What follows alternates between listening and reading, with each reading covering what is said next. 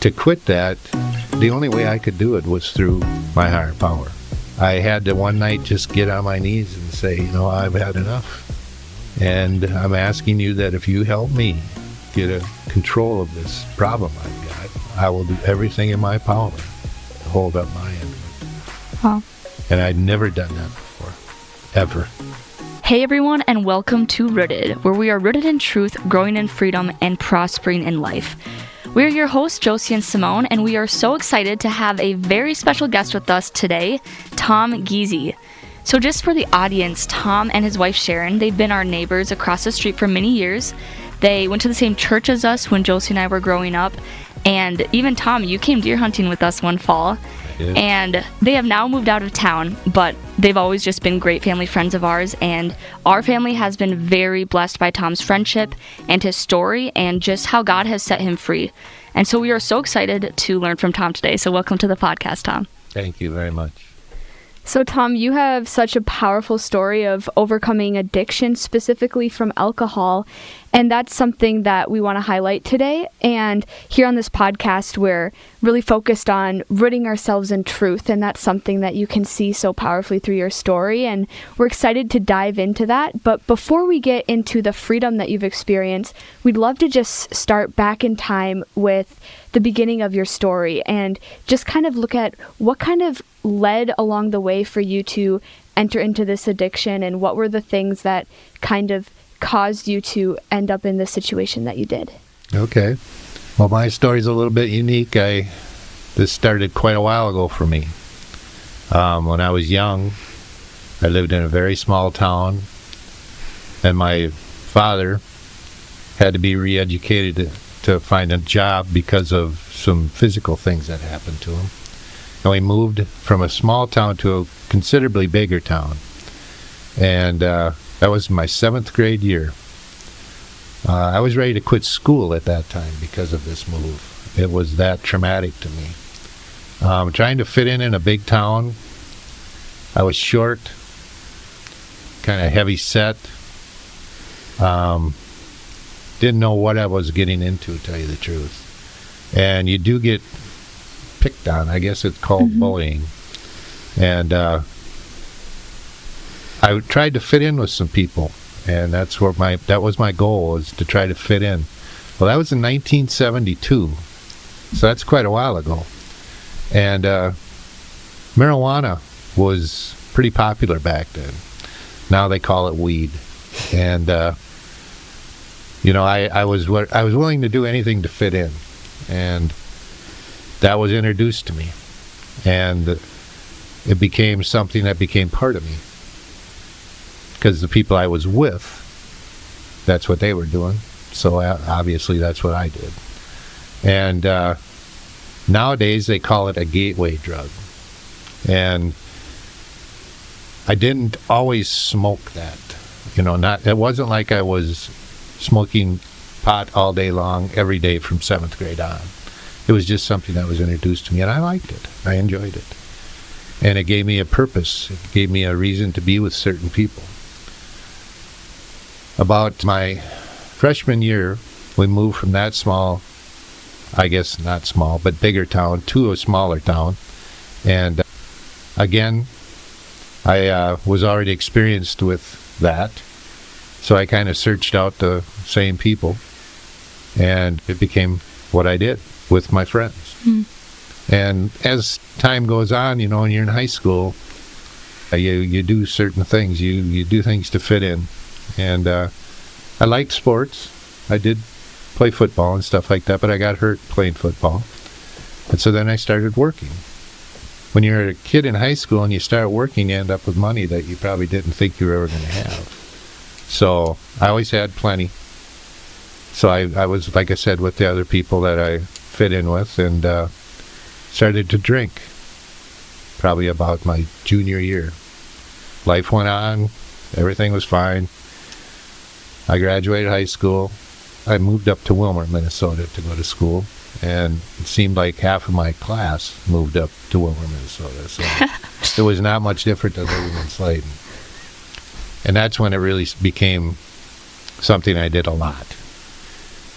And with that, of course, there was other drugs that came along with marijuana. You always try that, or I tried that, and I thought, well, there's got to be something I can try that's going to give me a little bit more thrill. And that's what kind of happened. I got into some other drugs like cocaine and pills, and I got a little carried away. Yeah. And I don't know, that was the start of a long, long stretch of addiction. So it caused a lot of pain. I went through a couple of marriages, a lot of emotional stuff. I would feel terrible about certain things. And then to get rid of that feeling, I would use the drugs and the alcohol to hide that. But the thing that is with that, the morning when you wake up, your problems are still right there facing you again. And, I couldn't get away from it. And I didn't think it was a bad part of my life until I woke up one morning and I'd, like I said, gone through a couple of marriages and realized that it was my fault. It was my doings that had caused this. I was blaming everybody else. I didn't have the problem. Well, that's pretty classic addiction. People were starting to check me on that and asking me if I was okay. Of course I was. What are you talking about? I'm just fine. And I guess I was blind to it, is the way I'm trying to say. I woke up one morning after my second marriage failed. I had moved away back down to my hometown and started over again. That was about 15 years of being single and living my own life, doing basically what I wanted. Woke up one morning and realized that there had to be more to living than what I was doing. I love to hunt and I love to fish. My family does a lot of that. And so I was going to take a little time off and go turkey hunting. I took from a Wednesday until a Sunday is when I would have been hunting. I got home that Tuesday night from work and had gotten everything ready prior. The week before I had set up a blind and all this and that, and was going to just have a couple of drinks. That's always how my evening started. Going to have something to eat. I had cleaned up my truck and had everything in my truck, and woke up in my bed the next morning, had my coffee ready to go, and walked into my garage and turned the light on and saw that my truck was full of mud. And there was tracks coming into my garage of mud. And I had no recollection of what I had done that night. I don't know why my truck was full of mud, because I had cleaned everything up. And prior to that, I'd been told that I'd been found at home by my parents, passed out in my chair. So I was drinking and blacking out. So that's obviously what must have happened that night, because I still to this day don't have a clue what happened that night. Wow. No idea. And that's something you don't want to have happen, because it haunts you. I didn't know if I'd hurt somebody or ruined somebody's property or what. But I still have no recollection of that night. I got up and went out to where I was going to hunt. And I didn't even get out of my truck.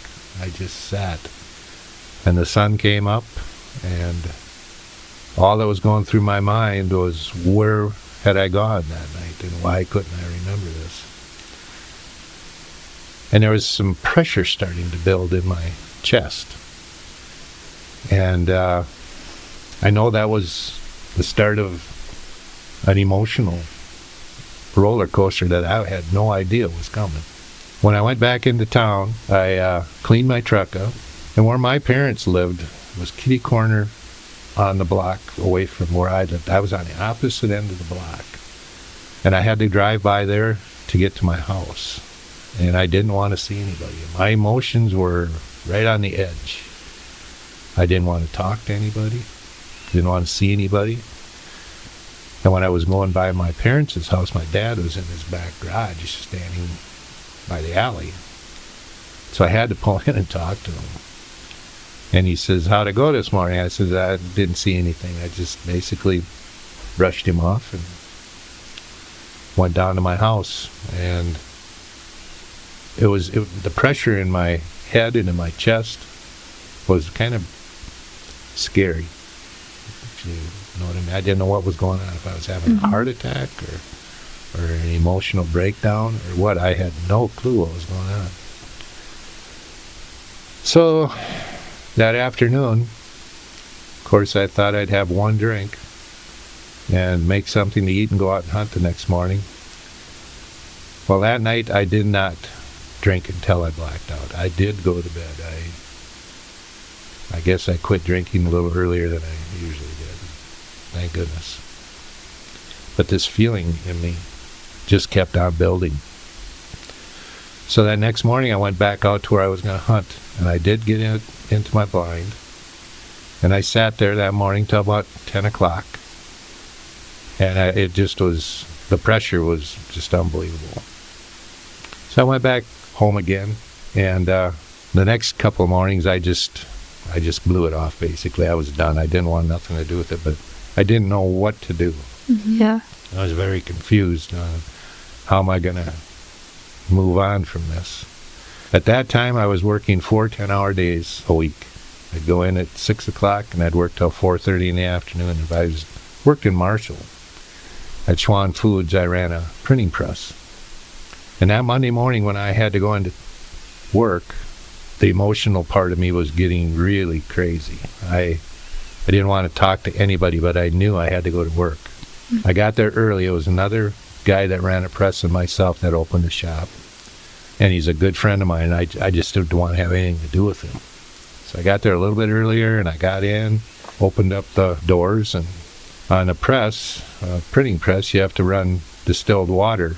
You lay down the water, it runs the ink through, and it lays that onto the paper. It's just a way it works. And we had a distillery down on the other end of this huge warehouse that I worked in. We would take 6-gallon plastic containers, go down to the other end, and then we'd fill up our containers for the week. So I knew I could buy some time. I went down. It took about half hour, 45 minutes. I didn't have to see anybody.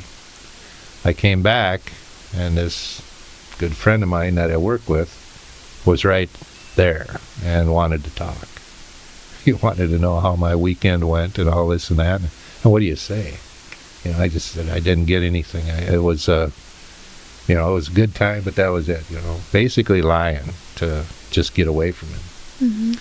About 9 o'clock that morning, I couldn't take it anymore, and I went down to the lunchroom, put some water on my face, came back to my boss's office. I had seen a light was on when I went by, and so I don't know, something just steered me right into his office. And I walked in, and I told him, I said, I need to talk to you.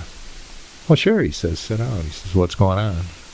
I said, when I got hired here, I read through this employee manual, and for some reason this sticks in my head. I said, if I'm not mistaken, if I came and talked and asked for help for a problem such as alcohol or drugs, if I volunteered to get help, you guys wouldn't take my job.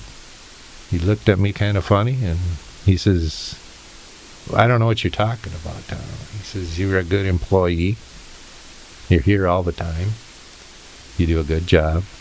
I wasn't what he was expecting, a person that had problems with alcohol or drugs. It's not what he was expecting.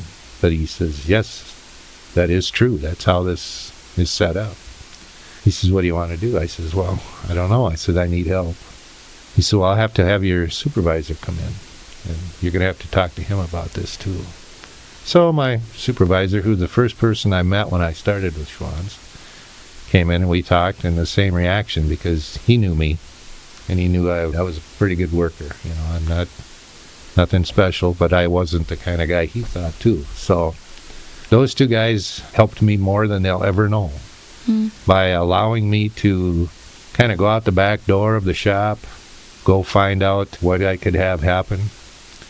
And prior to that, in 1983, I had some problems, and I had went in to probably get some help, I thought, at a treatment center. So I had went through a divorce again. That was my first divorce. And I was really feeling sorry for myself. I screwed up so bad in that marriage that it wasn't even funny. I mean, I fell in love with this woman, and she was my best friend.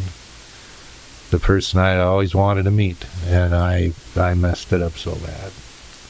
And there was nothing I could do to patch that up. But that's how stuff goes, you know.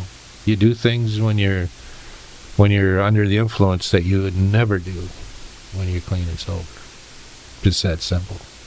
But you try to stop, and you can't. And that's very hard to understand why you can't. You think everything is normal when you're in that addiction or in that funk, but it's everything except normal. If you don't get a control of it, it'll kill you. It's that simple. Or it'll ruin you, you know, completely.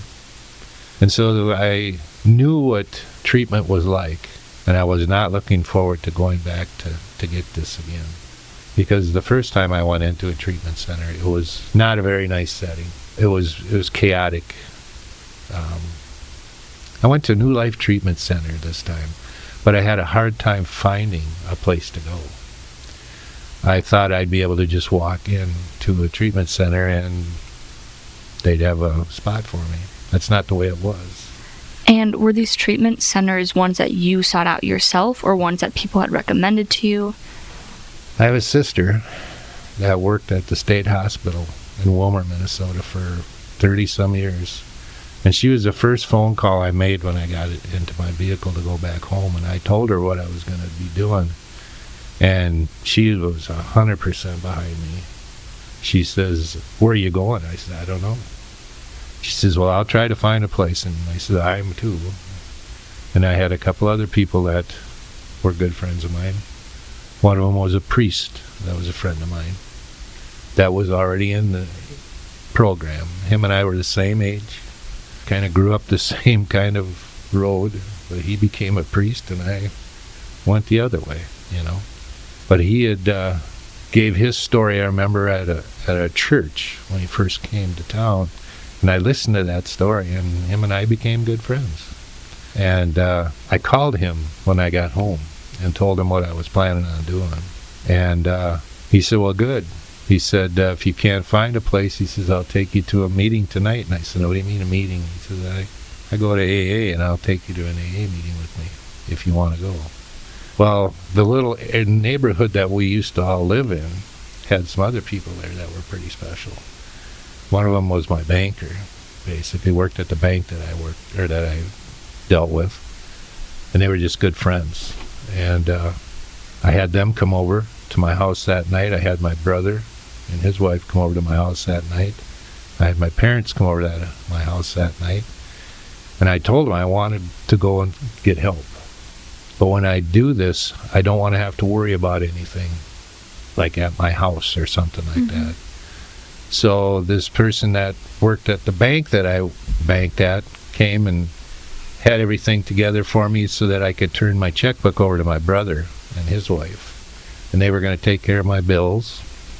They're going to watch over my house. My folks were going to help, and so were these neighbors. The only problem I had is I couldn't get in anywhere. Everything was full. I mean, from 1983 to 2011, things had changed a lot. And I couldn't believe it. The anxiety that I had thought I was going to be done with when I asked for this help all of a sudden started to come back harder than ever. Because I wanted the help, I couldn't get it. Yeah, because now you have actively made the decision that, hey, I want to see change, but you have all these barriers that come up. Absolutely. And I think that's something that whatever addiction you're struggling with, that always happens. There's these barriers, and you're not only fighting the temptation inside, but also these barriers. What advice do you have for people who have that in their life and they are trying to create change, but they keep running into these walls over and over? Don't ever give up. Don't ever give up. And I had stopped in at New Life Treatment Center and talked. Well, I actually didn't stop in. I had called to see if there was some help there for me. And this lady said that they were full right now, but she would put me right down on the list. And it would be maybe 7 days before I could get in there. And she wanted my work number. And I told her that, I said, I cannot work right now. I said, I run a high-speed printing press. very expensive machine. And I said, if in my frame of mind right now, I need to not be there. I need to seek help. And she says, well, if something should happen, I could get you in. I will call you. And the next morning, I woke up, and my phone rang at my house, and here it was this lady from New Life. She said, are you still seeking help? I said, yes, I am. She said, can you be over here tomorrow morning at 10 o'clock? And I said, yes, I can. And she said, okay. I said, I want to thank you so much. I said, I didn't think I was going to hear from you for a while.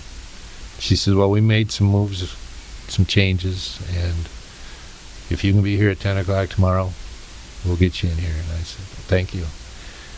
And when I hung up the phone, that pressure started to leave me again. It was just like there was that hope that I was longing for, you know? Yeah. And, you know, this is a long, drawn-out thing. I did this for years. And for me to end up all wishy-washy and emotional was not really the person I was. So something was happening to me. And it was something I was not expecting. But the next morning, I walked into a New Life Treatment Center in Woodstock, Minnesota. And all of a sudden, it was just like I had peace. I could start to relax. It was amazing. And through the first part of it, where they told me I would have to detox, I thought, why would I have to detox? You know, I wasn't doing any hard drugs. I had done them years before, but I had walked away from that. I was smoking weed as often as I could, and I was drinking a whole lot. So I couldn't understand the detox part. But, well, people don't think that alcohol is a drug. They're very, very, very much mistaken. It's like, I think it's a class 3 drug as far as the charts go, and it's hard on you. Alcohol caused me to do things that most other drugs, as far as I recall, didn't. I didn't realize what detox meant. It was they call them the DTs, where your body is craving alcohol and you don't have any to give it, and so it reacts on you. You start to get the shakes, you get headaches, you get nauseated. That went on for about 4 days. It was terrible. Wow. I couldn't even put toothpaste on my toothbrush. I wouldn't take a full cup of coffee because I was shaking so bad that I'd spilled half of it, so I'd only take a half a cup.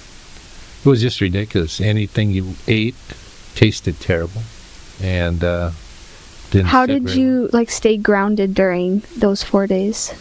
I don't know. I really don't know. I think those people at the center were so kind and kept reassuring me that everything is going to be okay, that this will pass. But this is what happens to some people that every day drink alcohol or do drugs. My whole day wasn't drinking. When I would get home from work at 4:30, that's when I would start. And I would drink the rest of the night, you know, blackout or stumble to bed or whatever, but I was drinking hard alcohol. You know, I was drinking whiskey. When you do that day after day after day after day, your body craves it. Mm-hmm. And when you take it away, your body reacts. And so over there, they just know how to handle you. You know, the people are just, they're really good. And how did you say that you got over, because you mentioned that you weren't at this point addicted to the harder drugs and you had been away from that for a while. How did you get away from that? That's when I started drinking a lot more. Okay, that's when that transition happened. Kind of compensated it, you know. Okay. I would just, drink more. Okay. And this just not stop, you know. Yeah. To chase that effect that I wanted to get. Yeah. You know. And what were some specific things that New Life had that you felt like were more beneficial than before? New Life's a faith-based treatment center. And I had tried everything to quit by myself, except I hadn't tried handing it over to my higher power, to my Lord and Savior. I had never tried that, and that was introduced to me. And I had nothing to lose. It's a 12-step program. Your first step is acceptance to your addiction. You take these steps one at a time. Go 1, 2, 3, 4, 5, all the way to 12. When you're in a treatment center, you'll go up to the 5th step. Now, the 2nd step prepares you for the 3rd step, and the 3rd step prepares you for the 4th step. And the 4th step prepares you for your 5th step, where you're willing to admit the faults that you have, the things that you probably did while under the influence that you would never do in your normal life. You know, these cheating on your wife, cheating on your husband, whichever you want to call, however you want to look at it, loud, boisterous stuff, throwing things that, just unnatural behavior, reckless behavior. After you've done that, when you come out of it in the morning, you wake up and you're carrying all this stuff with you. You're carrying this guilt from things that you had done. The way you've treated people, lied to people, told them you'd be here at a certain time and never maybe show up, or tell them that you're going to do this and you never did a thing, Just bad behavior, very bad behavior. Addictive behavior, I guess is a good way to put it. I couldn't control that. And the reason that I couldn't now, I believe, is because I never asked for God's help and Jesus Christ. And when I started to think about asking this of him and his son, I had to stop and think about where I had been. I had drank before I went to church before. I never had God in my life. I grew up in a good home, a good Christian home. But as soon as I was out of that home, I lived my own life, and it had nothing to do with God or anything like that. No faith, I was living my own life the way I wanted to, and I was very selfish about it. And I really didn't care what anybody else thought of my actions at all. But everything was going bad for me. I would get into a good situation, and then I'd screw it up, because of my drinking. And to quit that, the only way I could do it was through my higher power. I had to one night just get on my knees and say, I've had enough. And I'm asking you that if you help me get a control of this problem I've got, I will do everything in my power to hold up my end of it. Wow. And I'd never done that before, ever. And at that time, I was trying to figure out what meditation was all about, because in our 12-step program, they have devotional books. One of the books I read is called 24 Hours, and has a thought for the day. At the bottom, it has a prayer for the day. And in the middle, there's the meditation for the day. Well, meditation to me was some guy sitting with incense burning, and, that's what I thought of meditation. Yeah. I didn't have a clue what that was. Right. Meditation, what I use meditation for is to remind me of my devotionals that I've read that morning. When I start to have thoughts of, throughout my day, thoughts of maybe doing something stupid, like thinking about going drinking again or something like that, or have something frustrate me and want to jump back into my old behavior. Now I think about the devotional that I read, that my mind goes back to that. It helps me get through that period of time. And for me, that's my higher power working through me. That's my God. And I never had that before. I never did. I can't think now of living any other way. I went through some tough times trying to figure out how I was going to do this, because the way I lived, I had wrecked a lot. I had burned a lot of bridges. People didn't really trust me anymore, like my family. When I said I'd be someplace, sometimes I would, sometimes I wouldn't.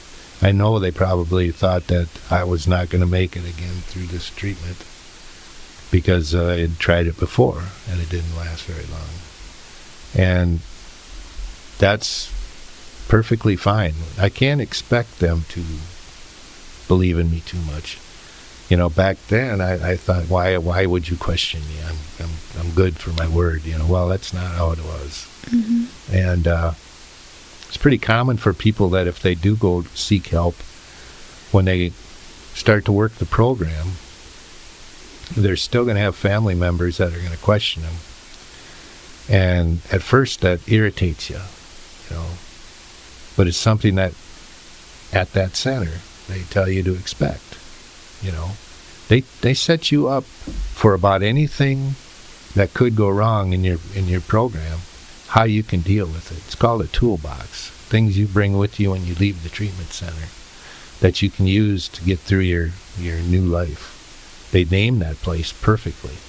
New Life. The only thing that's funny to me is that it's in Woodstock. There was a heck of a party in Woodstock, New York back when I was a young man, and there was nothing to do with recovery of drugs. It was an introduction to drugs. Woodstock, I don't know if you guys ever heard, I'm sure you have, but to have this in this little town of Woodstock, Minnesota, this place that is so beneficial for people, I'm so happy I found it. And went through there, checked in there after I'd gotten out, checked with the counselors that had told me if you have any questions when you're trying to get started, just call. They helped me so much. And the AA program and the NA program, they're absolutely marvelous programs. They have their set 12 steps that you're supposed to go through. All includes God and Jesus Christ. It's all faith. Otherwise, I couldn't do this if I didn't have that, And when I first met you girls, I was going to church with same church that you went to, and I don't know if you saw me, but I was rebaptized. My wife and I both. Yeah. And for somebody like myself to want to recommit like that, I was baptized as an infant. But I had nothing to do with that, And this was on me. I wanted God in my life, and to show Him that I was ready to recommit my life to Him. Wow. Best thing I ever did. And my wife and I both, because we both have our past, My wife was on the opposite end of where I was. She's an amazing woman.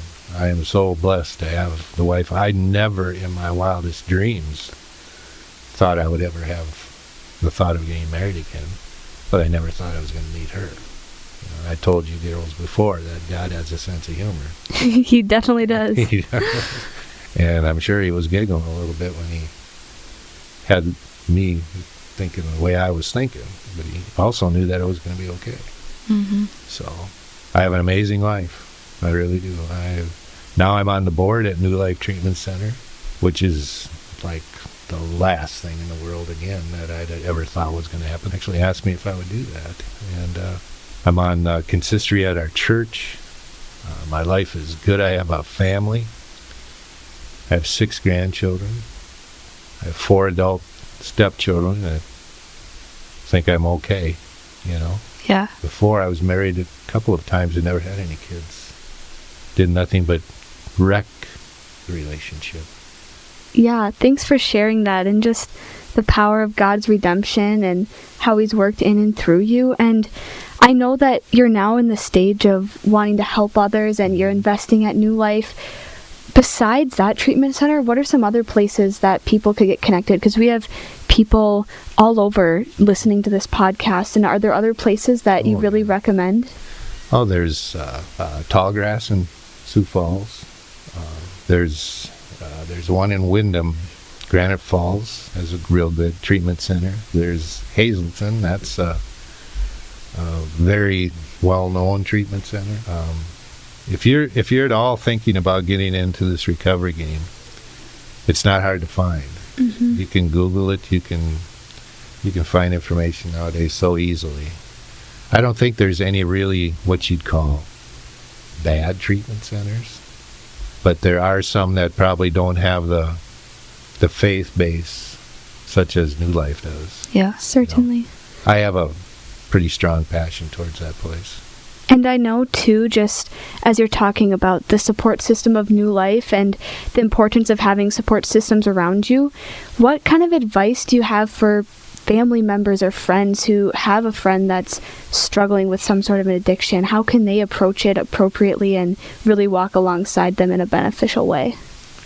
That's a hard question, and it's a good question. Don't take me wrong, But when you have somebody that's suffering from that and you approach them about it, you're probably going to get a lot of defensive behavior coming back towards you, because that's just how it goes. The only person that can help somebody that has a drug or alcohol addiction is that person realizing that they've got this problem.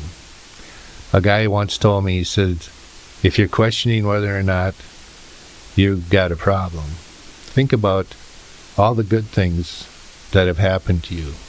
Were drugs or alcohol involved in all these good things that happened to you? And then ask the same question, when all the bad things that have happened to you in your life, were drugs and alcohol involved in any of that? Chances are the second one's going to have a whole lot of yes, there was a lot of alcohol and drugs. The first one was probably not so much. You know, bad behavior can happen to anybody. But if you throw a little bit of alcohol or drugs in it, that bad behavior can be totally justified by the person that's doing it. Because you're living that life and it's normal. You know, it's hard to get somebody to go that path to try to help themselves. They call it a bottom. Usually somebody has to lose just about everything they've got before they realize that, you know, I do have a problem. You hate to see that, but that's kind of how it goes. I was pretty much at the end of my rope a couple times, and this last time, I really think God stepped in on me, because I never had that emotional connection, like things are really not good, and this is why you need to start paying attention. I know he was talking to me. But you got this other guy, the enemy, that'll talk in your ear and tell you, no, that's okay. Everything you're doing is just fine. The spiritual part of your program is going to help you fight that enemy. Yeah. You know? It's just that simple. Wow. Well, that's powerful. Thank you so much for sharing that and just sharing your story. We'll definitely put all of those resources in the show notes for our listeners.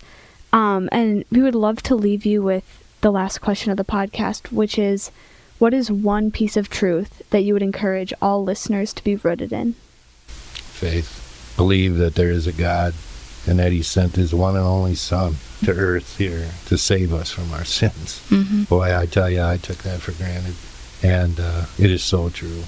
There's a lot of people that have beliefs in a whole lot of other things. There's only one God. Amen. And he is so good. That is so true. Well, thank you so much, Tom, for just, sharing your story and just speaking truth to us and to our audience. So we are just so grateful for your time and how you've impacted our family. So thank you so much. Thank you. My pleasure.